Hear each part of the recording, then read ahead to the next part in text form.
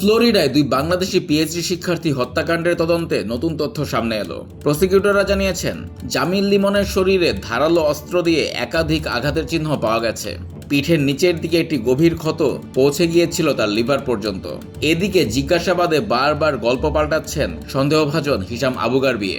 প্রথমে বলেছিলেন 16 এপ্রিল লিমন বা বৃষ্টিকে তিনি দেখেননি, কিন্তু যখন জানানো হয় যে লিমনের ফোনের লোকেশন ক্লিয়ার ওয়াটার বিচে পাওয়া গেছে এবং ঠিক সেই সময়ই আবু গারবিয়ের গাড়িটিও ওই এলাকাতেই দেখা গেছে, তখন সে গল্প বদলে ফেলে। দাবি করে লিমন তাকে অনুরোধ করেছিল যাতে তাকে আর বৃষ্টিকে ক্লিয়ার ওয়াটার বিচে নামিয়ে দেওয়া হয়, অথচ এর আগে সে বলেছিল তারা কখনো তার গাড়িতেই ওঠেনি। তদন্তকারীরা আরও লক্ষ্য করেছেন, জিজ্ঞাসাবাদের সময় আবু গারবিয়ের বাঁ হাতের কনিষ্ঠ আঙুলে ব্যান্ডেজ ছিল। জিজ্ঞেস করলে বলেছেন পেঁয়াজ কাটতে গিয়ে কেটে গেছে। এছাড়া লিমনের সঙ্গে শেয়ার করা অ্যাপার্টমেন্ট থেকে 16 এপ্রিল তারিখের একটি সুপার শপের রসিদ পাওয়া গেছে, যেখানে দেখা যায় আবর্জনা ফেলার ব্যাগ, লাইসল এবং এয়ার ফ্রেশনার কিনেছিল আবু গারবিয়ে।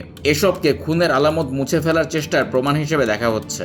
লিমনকে যে টাম্পা বে ব্রিজের উপর ফেলে দেওয়া হয়েছিল, ধারণা করা হচ্ছে বৃষ্টিকেও একইভাবে গুম করা হয়ে থাকতে পারে। 26 এপ্রিল রাতে হিলসবরো কাউন্টি শেরিফের অফিস থেকে দেয়া এক আপডেটে জানানো হয়েছে, হাওয়ার্ড ফ্র্যাঙ্কল্যান্ড ব্রিজের দক্ষিণ দিকে জলাশয় থেকে মানুষের দেহাবশেষ উদ্ধার করা হয়েছে। And unlawfully hold or move a dead human body in unapproved condition. The human remains that we were discovered this morning was one body, and that has been positively identified to Zamil. We are still actively searching for Nahida. We don't have any indication to think that she is or she is not. We are still actively trying to recover Nahida.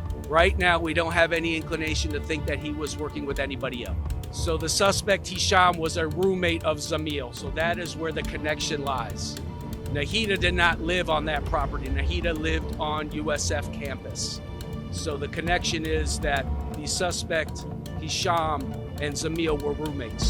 তবে এই দেহাবশেষ বৃষ্টির কিনা তা এখনও আনুষ্ঠানিকভাবে নিশ্চিত করা যায়নি।